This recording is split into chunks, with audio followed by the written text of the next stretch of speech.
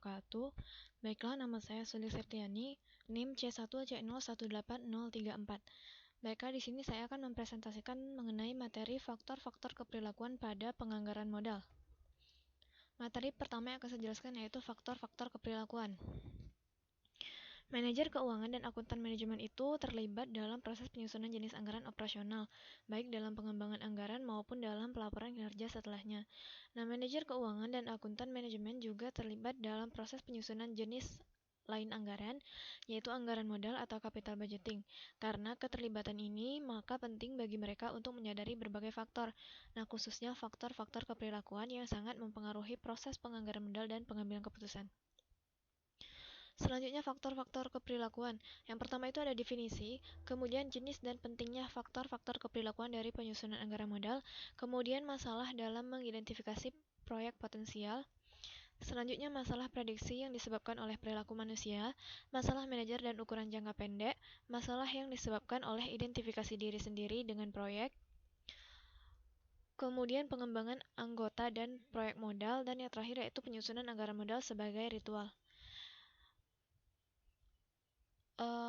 Selanjutnya, perilaku mencari risiko dan menghindari risiko, kemudian membagi kemiskinan. Selanjutnya mengenai tampilan rasio.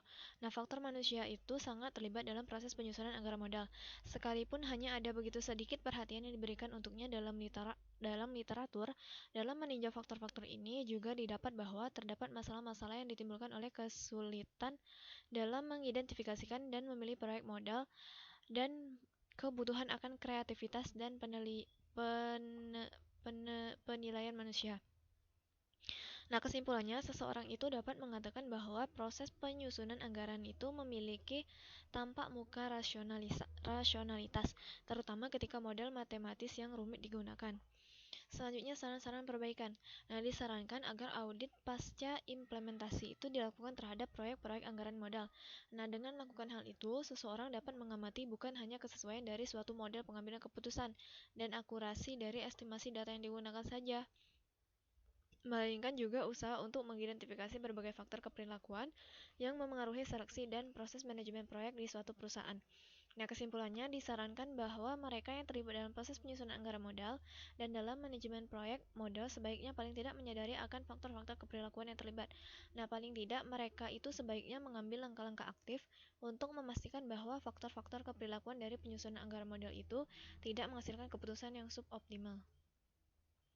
Nah, baiklah teman-teman, itulah tadi presentasi yang dapat saya sampaikan. Apabila terdapat kesalahan dan kekurangan, saya mohon maaf. Saya akhiri, wassalamualaikum warahmatullahi wabarakatuh.